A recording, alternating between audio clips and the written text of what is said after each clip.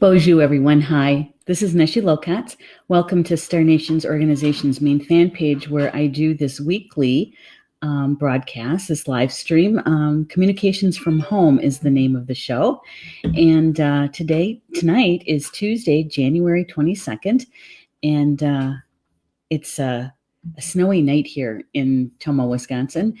We didn't get nearly as much snow as they thought we were going to get. We could have gotten 8 to 10 inches, and I think we only got maybe 3 or 4. So it was really minimal, but it was kind of slippery out there, you know. And so that's why I'm broadcasting from a different place. I'm broadcasting from home tonight. And the Academy, Star Nations Academy, where I usually do my main live streams, is about a block west from here, but it's on a steep hill. And so I had decided to broadcast from home today. Yep. And I am broadcasting from actually from my dining room. I don't think you guys have ever been in my dining room for this particular show. Usually when I first started broadcasting this show, when I first created the show, which would have been in, I think it was April of 2018. It was downstairs in my office, and it was a fledgling studio, really, for video work. And I would normally be down there doing this broadcast, but we brought the router upstairs, and so I had to kind of make do. And anyway, I'm so glad to be here with you tonight on this snowy evening. We're going to be talking about the medicine wheel tonight, and thought, our mental mind, right? So, hey, Julie's in the house. Julie Shumway Hill. Hello there, lady. Good to have you here. And Tina's here too. It's always good to have you ladies in the house. And so tonight, the topic actually came out of one of the afternoon live stream shows that I do, the daily live stream with the card draw. And we were talking about changing perspective. And actually, it's been kind of a theme this past week or so about changing our thoughts, changes our intention, changes how we view the world, looking at a situation from a higher perspective, and I think that includes your thoughts, right? And so I don't know, a couple of times I had mentioned the medicine wheel and our spiritual journey here on our earth walk, and how it fits the medicine wheel, or at least how I look at it from the lifestyle of a medicine wheel. So that's what we're going to talk about tonight. Yeah. All right. Let's see. Bobby's here too. Hello, friend. Looking forward to this show. Thank you so much, Roberta. Thank you. You know what? Before I forget, because I get chatting and I forget about liking and sharing. And so I'm going to do that right now. I've got my phone. And it's all charged up. This afternoon it wasn't. I was like tethered to the outlet. Okay, I just have to find our broadcast. And here we are. So I'm gonna like it, and I'm gonna share it. And I'm sharing to my newsfeed. And gotta make sure I'm at the right place and it's public. And I'm just going to say, hey friends, I'm live streaming my weekly, whoops, got to spell right.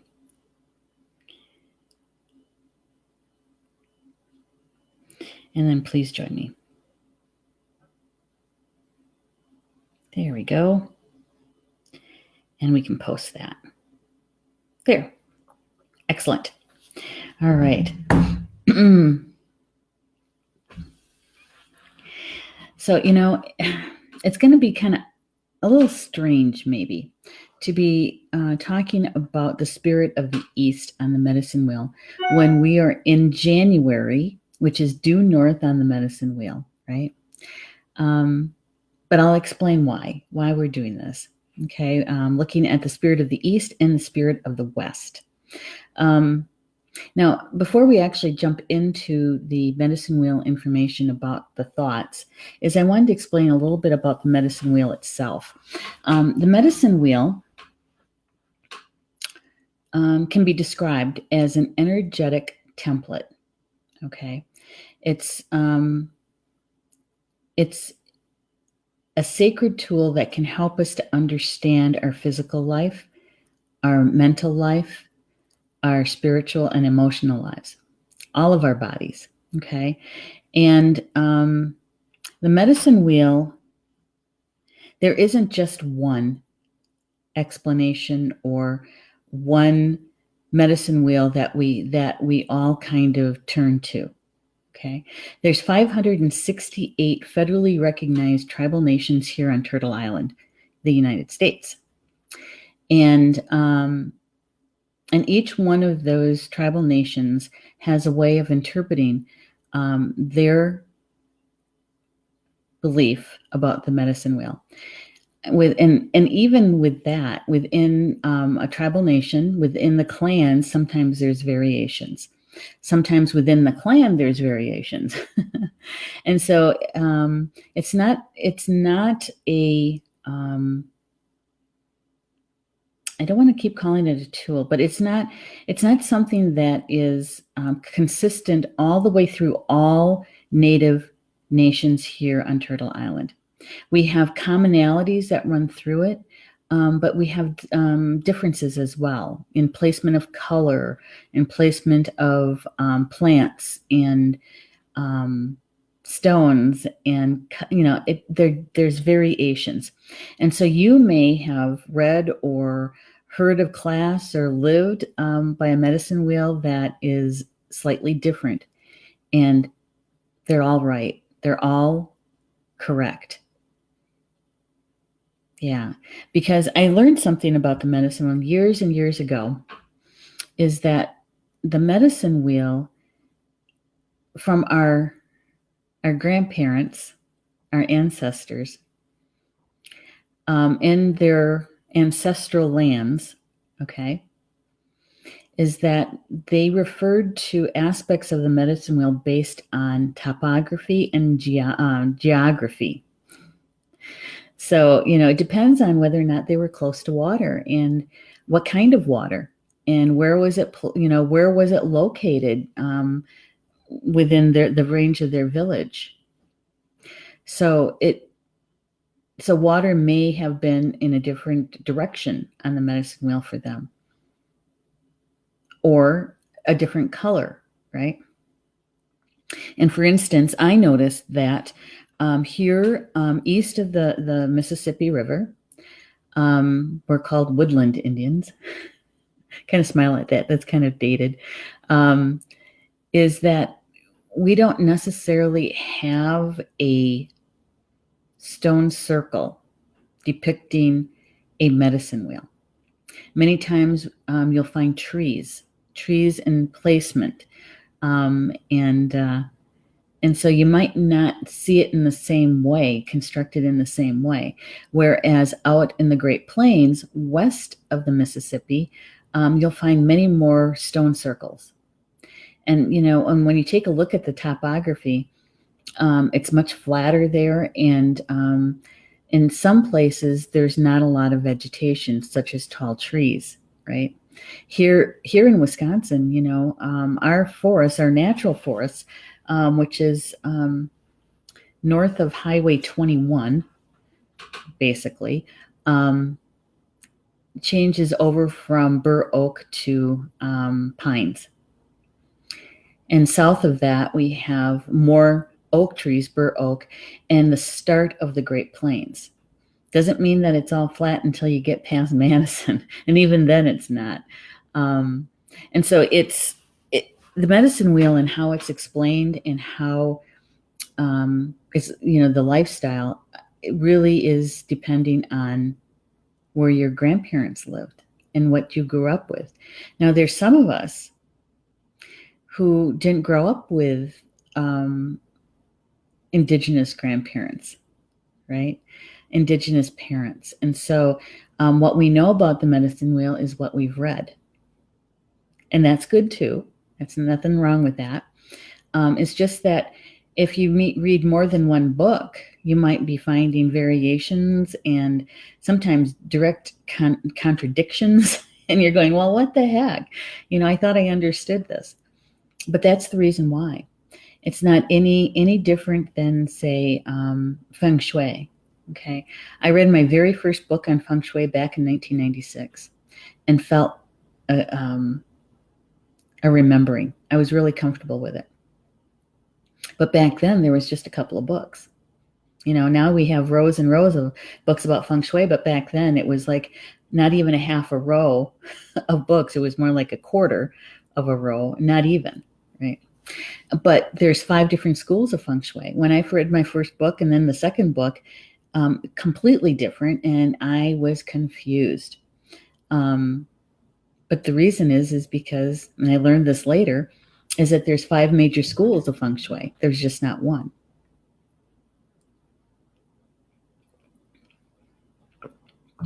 So the interpretation or the understanding of a medicine wheel is kind of the same. So what I'm sharing with you tonight is information that's based on my own life, but also the readings of a couple of books, right? And then taking the information from the books and applying it and talking to my spiritual team, my ancestors, and kind of piecing together my understanding of it. And we also have a layer of sacred geometry that's also added to that, because that is part of my gift, is the sacred geometry. And so, so we're going to get started. If you've lived by the medicine wheel, or that you've studied the medicine wheel, and you hear something that's like, wait a minute, what is that? Go ahead and mention it in the comments, and we can talk about it. It's all good. Nothing is wrong. Nothing's incorrect. It is going to be, especially if you live it by the lifestyle, because it isn't, the medicine wheel is not, how do I want to say this? The medicine wheel is not, it's just not mental understanding. Yeah, that's it. And so sometimes you actually have to feel it. And if it feels right for you, if it resonates with you, then that's right for you. Okay? All right, so let's get started. Hey, Jackie's here too. Hello, Jackie. Good to have you here. And Andrea's here too. Good to have you here, ladies. It's always nice to see your names and your profiles in the chat. All right, so to get oriented, okay? Well, first of all, I wanted to show you the promo that I put together for this show. The medicine wheel in the background is actually one here at my home. It's on the east side of my house. And I created this back in 2013 and 2014. It's large enough to walk through and to sit in.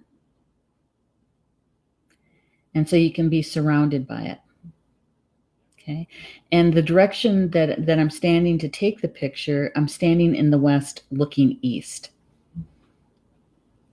And then there's a, on the eastern end, on the far end, that is actually,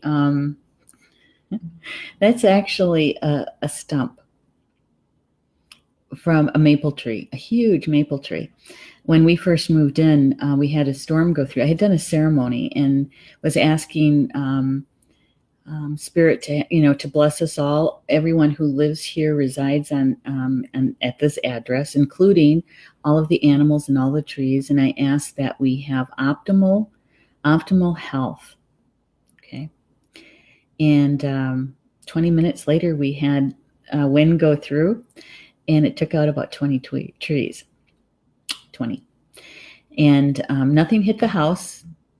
Nothing damaged any of the fencing or anything like that. But most of the trees, about 3/4 of the trees, had been hollow, like from halfway, and then halfway up, and then all the way, right? And so they weren't healthy. And this particular tree at the medicine wheel was one of those 20. And when I was connecting to the land ancestors and the guardian here, to find out, one, if the land would be willing to support a medicine wheel, and the location of it, And when I was in meditation and connection with the land, they were showing me this spot, and they said, this is the reason why this tree gave itself for you to have the medicine wheel here. And that was one of the healthy trees. And we had cut the wood up and used the wood in our outdoor fire for quite a long time after it was dried. And so the medicine wheel here at the house has been blessed, and we've used it many, many times. I love going there. Yeah. Tina's saying there is a medicine in Yellowstone in Wyoming and Montana. Yeah, that's the really big one, right? Mm-hmm. It stretches quite far. I've never been there. Would like to one day. Yeah, I've only seen pictures of it. Just even looking at the pictures, though, Tina, you can feel it, that vibration coming at you. Well, hey, Barbie. It's good to have you here. Good to see you here. All right, so when we're talking about the medicine wheel, especially for tonight, what we're talking about is the east part of the medicine wheel and the west side, okay? Spirit of the east and spirit of the west. Because the thought, our mental mind, our thoughts, right? The essence of that, or the spirit of that, resides in the east. And we're going to change this up a little bit. Here we go. I used to teach a class on that, so I had all of these diagrams already. And so looking at this particular medicine wheel at the east, you can see that there's a line that goes from the east to the west. And yes, there's stones along the way. And right in the center, there is a space. And that space is reserved for the Creator. Right in the center.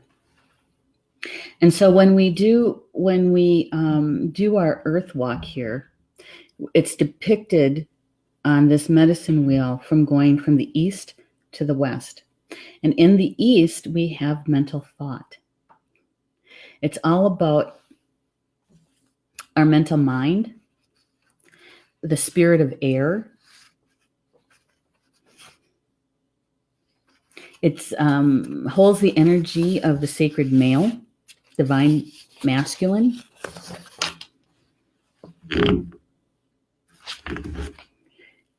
It's about the sunrise and the color yellow. And so those are very extroverted. That's why it's a sacred male. Okay? Sacred, divine masculine. It's about the new beginnings. It's where we greet the Creator every day in the sunrise, dawn. It's about growth and renewal. See, it's a lot of outward energy. Our mental mind, it's about our thoughts and our intentions. And actually, in the way that I believe in the medicine wheel, we place the eagle in the east. And also the tobacco is in the east, tobacco plant. But it's a place of hope and growth. And it's where we begin our earth walk, our journey here. Okay. So we're moving from the east to the west. And along that route, along that journey, is where all of our life lessons lie. It's where we gather our wisdom for learning those lessons. And we call that the blue road. Okay. And there's some that call it the black road. And in jest, sometimes I call it the black and blue road because sometimes those life lessons can leave you a little black and blue. But gathering all of that knowledge and that wisdom from that experience, right? And this is where the thought comes in. Because our journey doesn't necessarily have to be filled with drama. You know, a little bit's not too bad. A lot, you know, makes life really hard, right? And so we have the opportunity, because we have free will and choice. We can choose to change our thoughts. And this is something that we talked about in the live stream the other day. And that was, wait, hang on. Got Tina saying something. She said, I could have went with my women's group there. Wish I had. You'll get another chance. Yeah, you'll get another chance. And so when we're talking about changing our life, because maybe what we're experiencing or what we see in the world isn't what we want, right? And so we have to decide what we want. And so let's say that you're choosing peace, right? You want a peaceful life. You want a joyful life. Who doesn't want that? What you have to do is change on the inside, so that it's reflected on the outside. Because everything that we see in our outer world is what's going on inside of us. It's a Hermetic law, right? As above, so below, as within, so without. So if you want to change your life, you have to change on the inside. And part of that change is being aware of your thoughts. What you think, how you think it, how you treat yourself within that thought, and how much emotion is behind that thought. Because the stronger the emotion is behind the thought, is that we actually give a life form to that thought. So if you're one of those people who is waiting for that other shoe to drop, or that you're the half full glass kind of person, some of those thoughts that you have a way of manifesting and coming to life, right? Yeah. And I have a good example. When I had feng shui clients,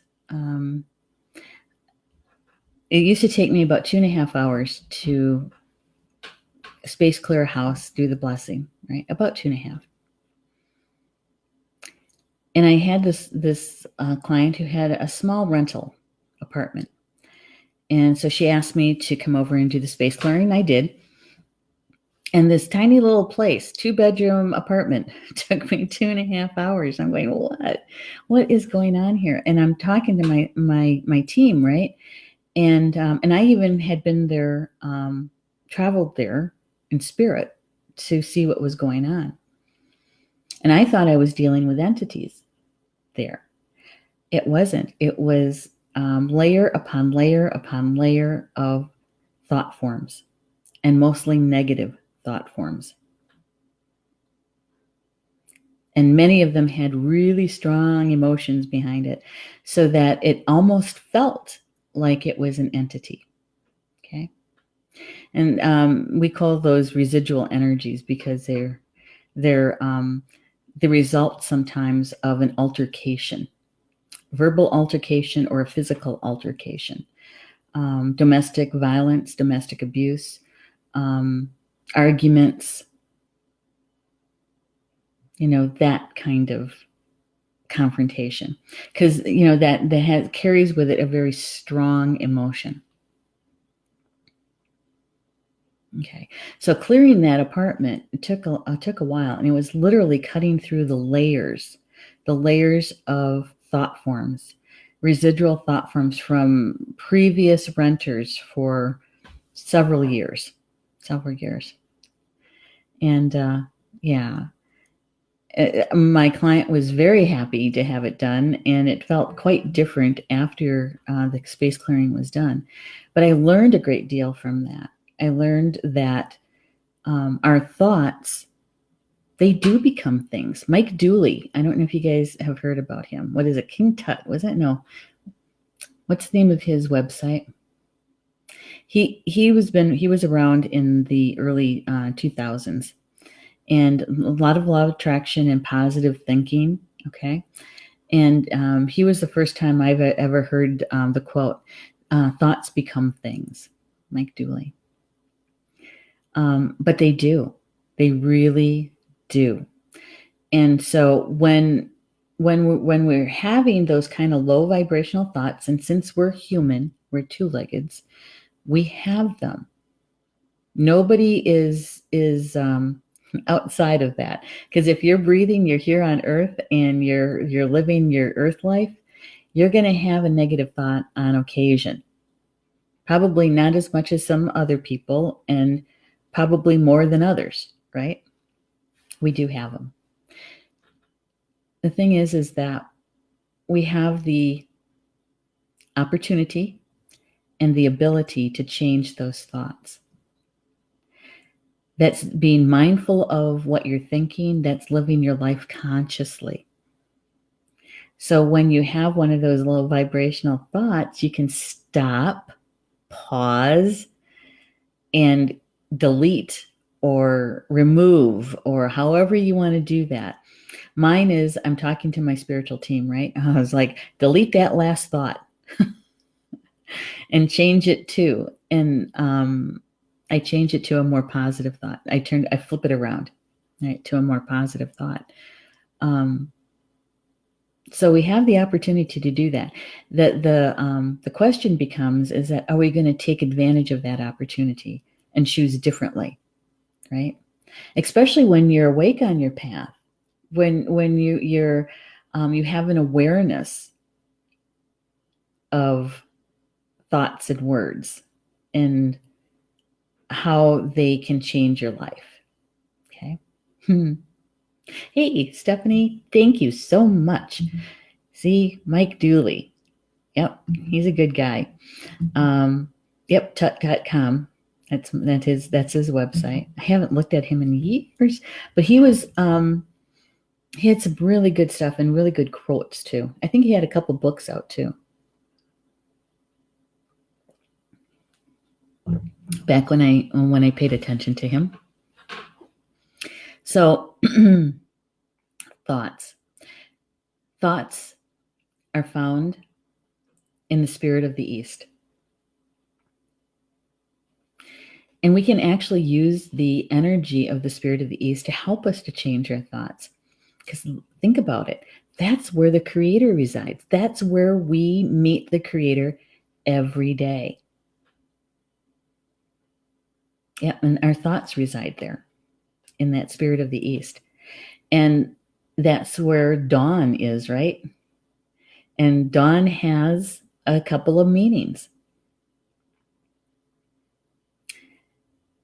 It dawns on you, right? That you can think differently. So we can literally call on the spirit of the East to help us with that, to help us choose our thoughts more wisely. Mm-hmm. Not to say that you shouldn't experience your emotions, because we don't want to repress our emotions, but to use our thoughts, to create our thoughts in a more positive way. And that is, in comes the eagle medicine. Because we're two-leggeds, right? We're going to have those lower vibrational thoughts. In your soul growth, it's learning how, or actually remembering how to rise above that low vibration, so that you can see it from a higher perspective. You can see it from an eagle's perspective, because they have really good eyesight and they fly very high. We say that they fly closest to the Creator. They're the ones who take our prayers, right? And so we can actually call on that energy to help us, We can call on our spiritual team to help us to learn how to recognize those lower vibrational thoughts and to change them. Now, that doesn't mean that you're not upset about a certain situation or the event that happened. It just means that your thoughts are kinder about it. That doesn't mean that you are not going to do something about it or to use your voice. It's about choosing your thoughts so that when you use your voice, it is in a kinder way, right? I know it's very precarious sometimes, isn't it? I tell you what, when we say that our Earth life, being here in the school of polarity, Earth, it's not for the faint of heart, and you have to have courage to be here, to face those kinds of things, right? And we can do it. How many people in the live chat have experienced that, where you're having this lower vibrational negative thought and you catch yourself? What do you do when you catch yourself? Because I think it would be helpful if you shared that. So if somebody is looking for a way to change that thought, what can they do? What works for you is what I'm asking. Mine is to say delete that last thought and change it too. It really is about disrupting that. Sometimes our thoughts are in a loop, and you have to disrupt it to stop it. Okay. So what do you do that works for you? Let's see. Stephanie is saying, Donald Lynn Palm, the replay on the YouTube will have CC's. Oh, okay. And you want me to send you the links? Let me know. I get it. Thank you for helping, Stephanie. That's so kind of you. Excellent. All right. So we're just going to give it a second or two here, because there's a little bit of a time delay between what I say in the studio, what you respond, and when it comes to me in the studio. Okay. So Andrea is saying, I imagine an eraser and erasing it. Oh, that's good. That's good. Like on a whiteboard or something, you know. Do you ever do that in the air when you're doing math?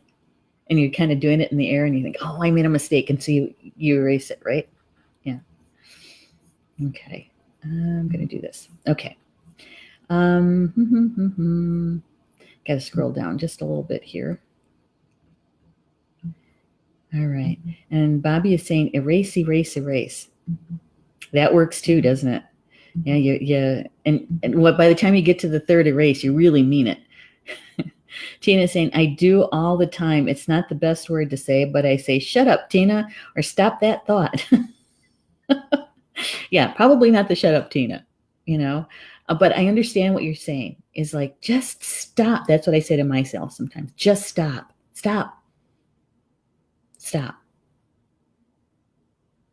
And then asking my team to delete that last thought. But yeah, you have to get in there and disrupt it a bit. Mm-hmm. Stop that thought, especially when you're ruminating on it and it's going over and over in your mind. Stephanie saying, all the time, I start by saying that it's not true, then start to chase down where it came from. Oh, that's a good one, Stephanie. Go to the root. Where did that start? Because that way you're actually healing something too, right? Going to the root. Where, good example would be some of that negative self-talk, man, I can never get that right. That used to be me. I can never get that right enough. And that comes from being raised by and living with a perfectionist. And so, there's a lot of healing around that. And so it's good though. It's good that we catch that. And I like that Stephanie is going to the root. Where did that start? How did that get started? And that way you can actually heal something too. Love that. Thank you for sharing that, Stephanie. Oh, hey, Kimberly. Kimberly's with us. I just got to be really late by you. She says, lovely to be watching with you. Can I just let you know at Star Nations, I have now my own business page, White Lightning Healing. Oh, really? Good for you. I've also connected with fellow light workers through Synchronicities, which has developed into worker together to help as many people as we can. Mine is distraction to stop lower vibrational thoughts. Good one. Good. Well, congratulations on starting your business and getting out there and working with your gifts, actually applying them. Good for you. I'm happy for you. And thank you so much for doing that, because the more of us who do, there's more souls that we can reach and be of service to so many more people, right? Yeah. All right. Let's see. Going to scroll up a little bit more here. Hey, Rob's here. Hello.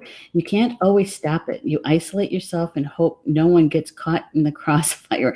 That's when it's really bad, when it's really out of control. You have a wildfire going, right? That's when it's really, really bad. And there is something about stepping away, right? Choosing peace rather than being right. The peacekeeper card. Yeah. And sometimes you just need that physical space. That physical space so that you can go and get grounded, right? Get centered. Talk to your team. What the heck's going on? I need some clarity around this, right? Help me to see it from a higher perspective, because right now I am totally human. That would be me saying that to my team, or taking myself out for an attitude adjustment. Yeah. But you're right, Rob. You know, sometimes in the heat of it, it's hard to stop it because you're totally in your physical humanness, your two-leggedness. And sometimes you just need to step away. And many times, that's the high road. It's like, wait, stop. I need some space here, and go out, take a walk.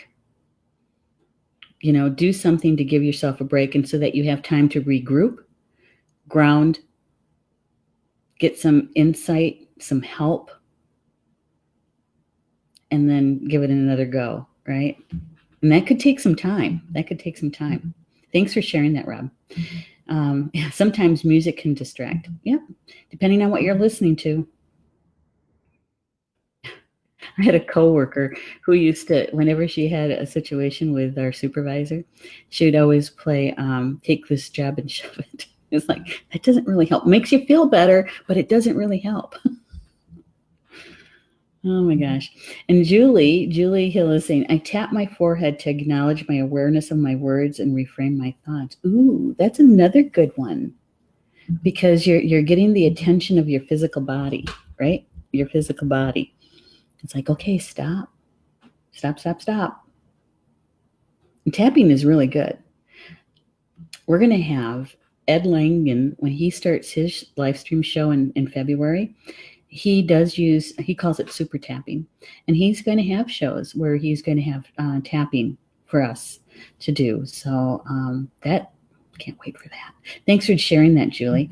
Bobby says, from don't forget to please remember.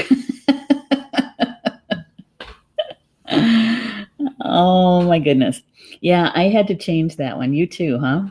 Is that I found that when I would ask Paul to do something, I'd say, don't forget.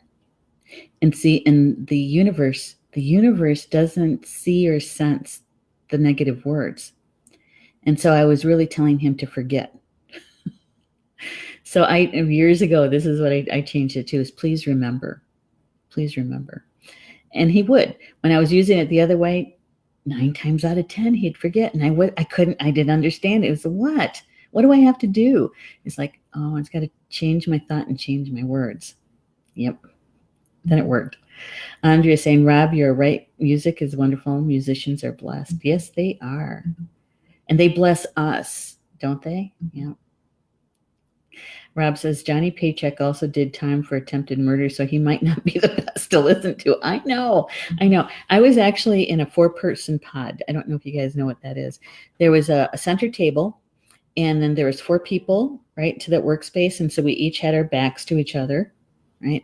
And so we were planners, and so when we were working on projects, it was easy enough to just to turn around and be able to converse, right?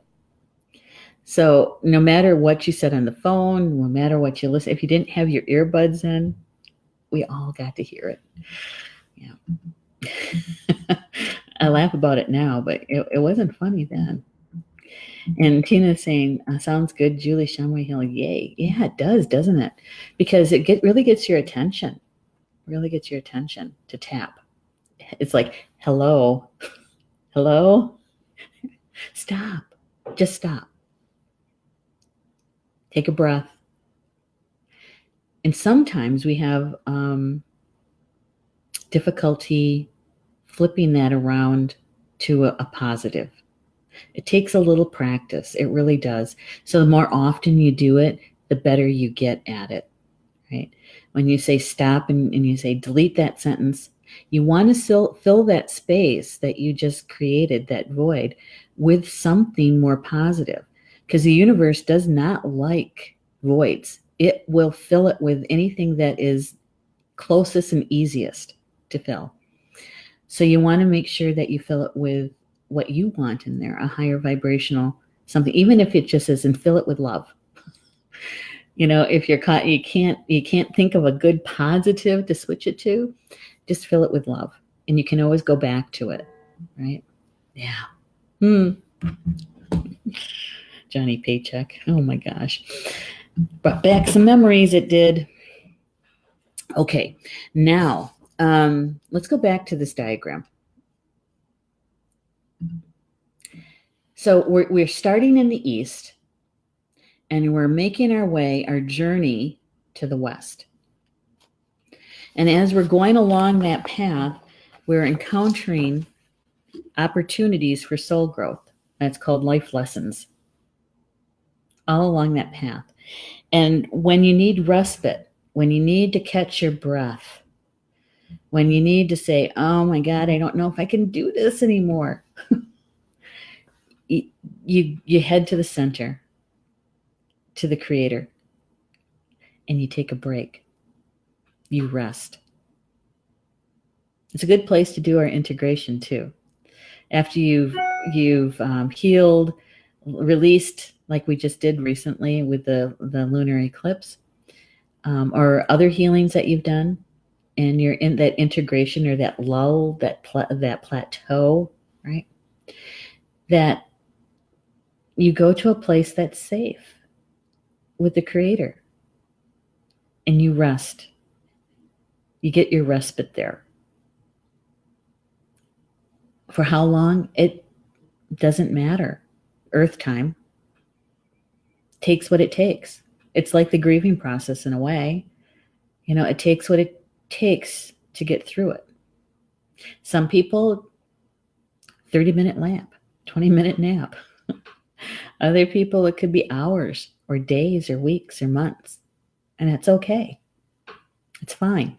Whatever it needs for you to gather your strength and go again. And go again. Make sure you're talking to your spiritual team, getting help from them, doing your prayers, doing your ceremonies, in that restful place. All right. And so when you're making your way to the west, the east is getting further and further away, right? As you're making that walk.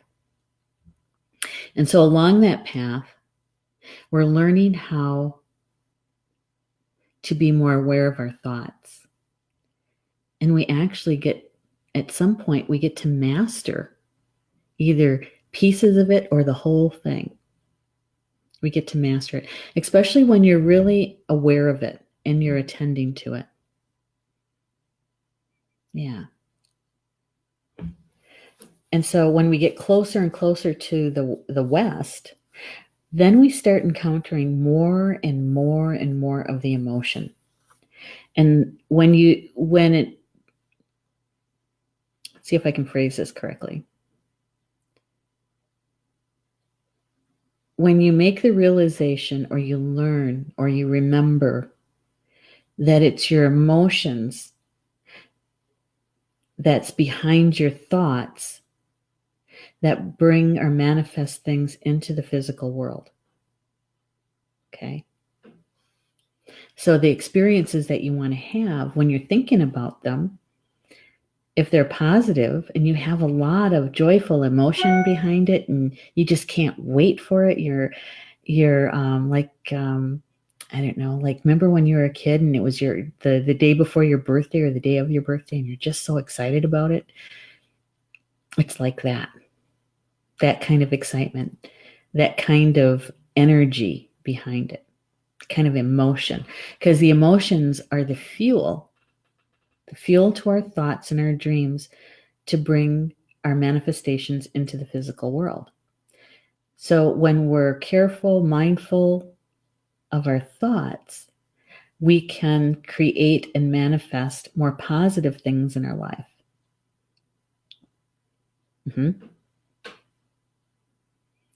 So when you make that realization, when you have that experience, that deep remembering or knowing, that's when you're getting to be a lot more balanced in your life. A lot more balanced. And you're living more and more of your life from your high heart, which is the balance between the head and the heart. So the further along the path, I'm going to show this again, the further along the path, the blue road or the black road, that you have the opportunity to live from your high heart. And that's when we're stepping into our mastery of that.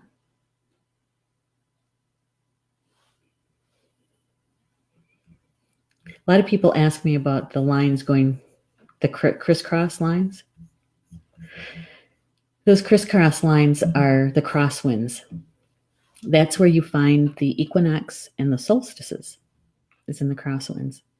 And there, as you notice, you can see that they're halfway between the cardinal directions. So you're talking about southeast, northeast, southwest. Okay. And this is where change really happens. It's when the seasons change. You can feel it. You can feel the buildup of it. And then we're at the change of seasons at the peak. And then it starts to wane, right? As we move into closer to that next direction. So just to orientate yourself. All right, I got to pay attention to the chat here too.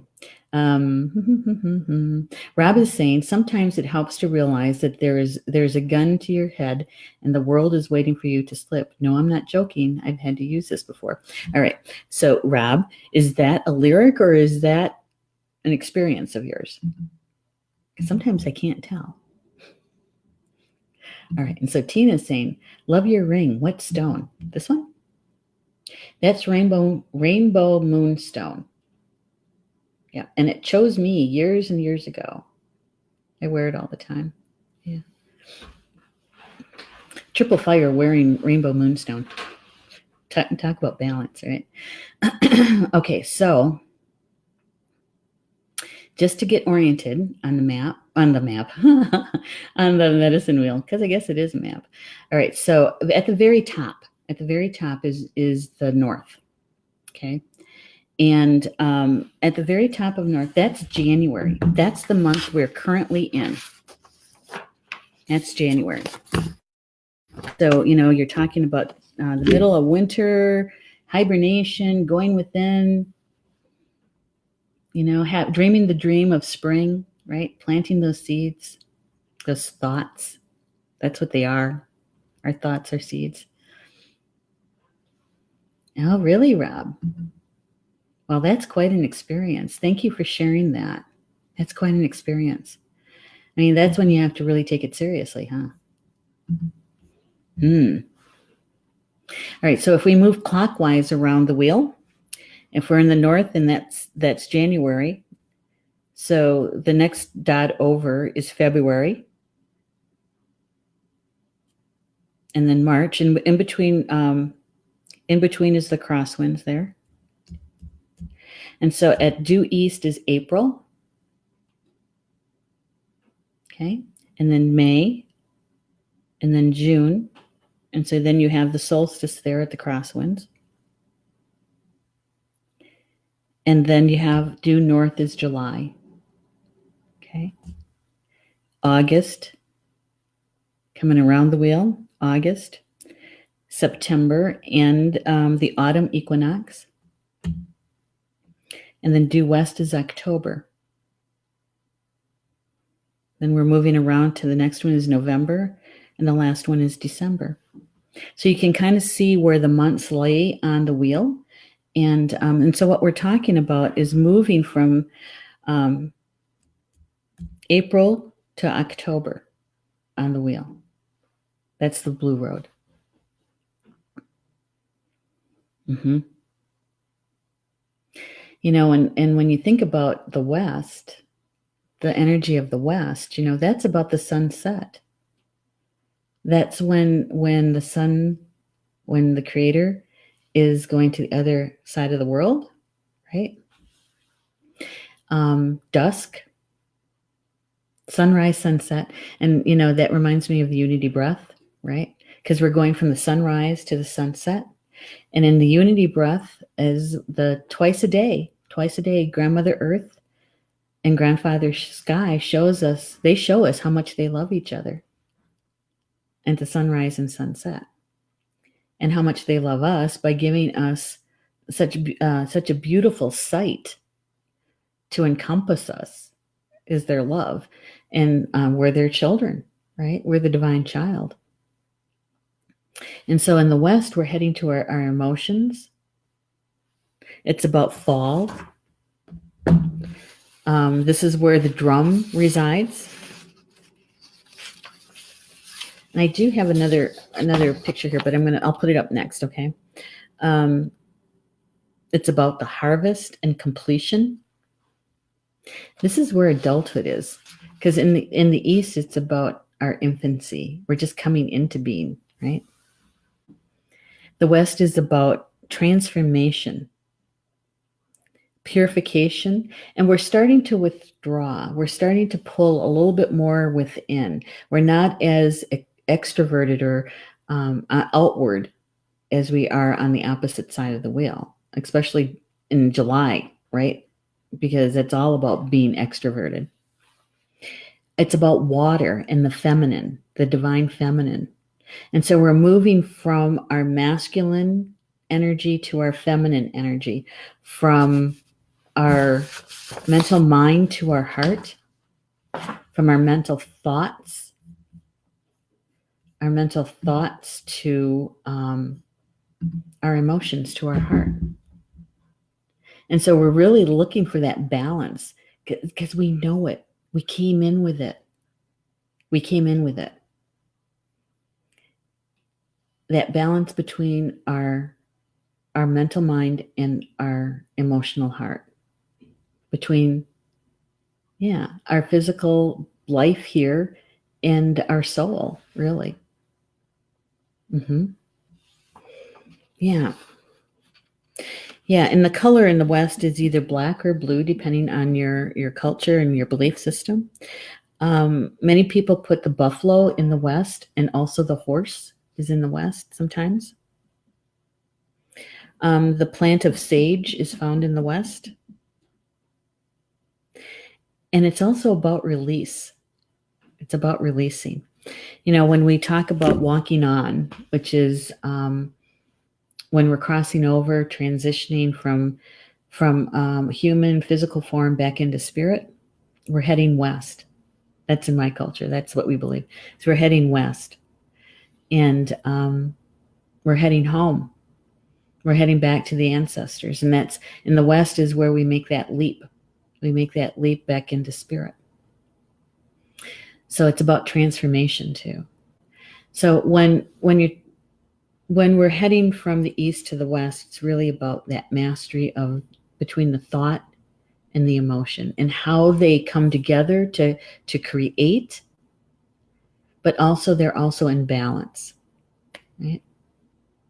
Yeah. It's true, Tina. Yep. Thunderbird medicine. That's right. That's right. It's where I'm ThunderClan. It's definitely in the West. Yep. Looking at the time, I've got about 5 minutes left. I wanted to share this with you because as we were going over the cards and the meaning of the cards draws in the last week or so, Spirit was really, really wanting us to know and recognize that when we release, we should rest. And if we want to change our life and our world around us, is to change our perspective, change our thought. When we change our thoughts, we change our world. We change on what's going on the inside, so it's reflected on the outside. Yeah. All right, so let me show you that last picture. Here we go. I don't know. It's kind of small. You might not be able to read it. Although what you could do is download it as a picture and print it out if you wish. It just lists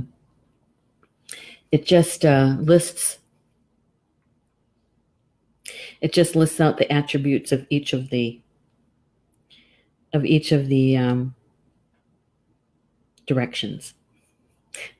Sorry about that. I got a little distracted here. I don't know how it got changed, but I had the Facebook thing up. I got changed to a different page. I don't know how that happened. Sorry about that. Okay. All right. So, and if you want, you can print that out. Okay. If you share it with anybody, please let everybody know where you got it from. That would be helpful. And any of the diagrams, please, give me credit for it because I created them. I got one more, and this is the sacred geometry of it. I got this in a dream after I first started studying sacred geometry. And so in the east we have the octahedron, and these are the platonic solids. Okay, the platonic solids. So in the east we have the octahedron. It's male or yang, and it's about spring and the spirit of air and the alchemy of air. Over in the west is about the icosahedron. Whoops, you know what? I gave you the wrong one. Don't print this one out, guys. There's a mistake on this one. I thought I had to grab the right one. Don't print this one out. I'll post the correct one, okay? I'll post the correct one. In the west is the icosahedron. And the icosahedron is about summer, water. Sorry, it's about water and the fall, okay? Icosahedron, it represents the spirit of water. The tetrahedron is in the south because that represents fire.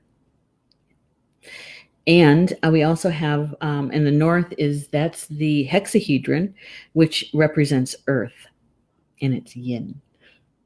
In the center is the dodecahedron, and that represents the creator, spirit, ether. Yeah. All right, so don't print this one out, okay, because it's not right. I'll post the correct one. All right. Go back to that one. Sorry. Clear the throat. Let's see. Tina's saying it's all coming back what I learned. Oh, that's good. That's excellent, Tina. Andrea said, I love what I learned in this group. Thank you so much, Neshi and all. You're welcome, Andrea. You're very welcome. Now,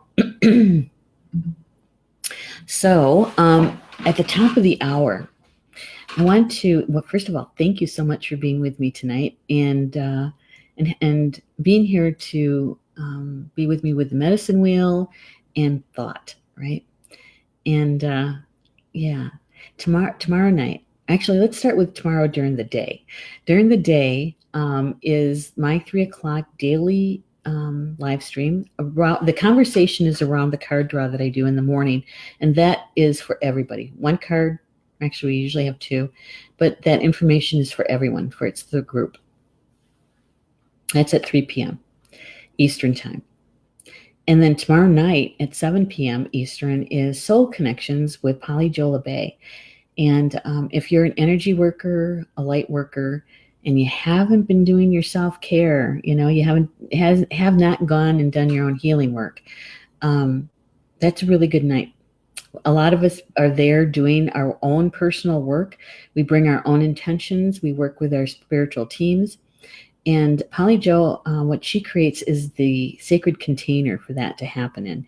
She and her team help provide the assistance for us to heal what we want to heal or release what we want to release.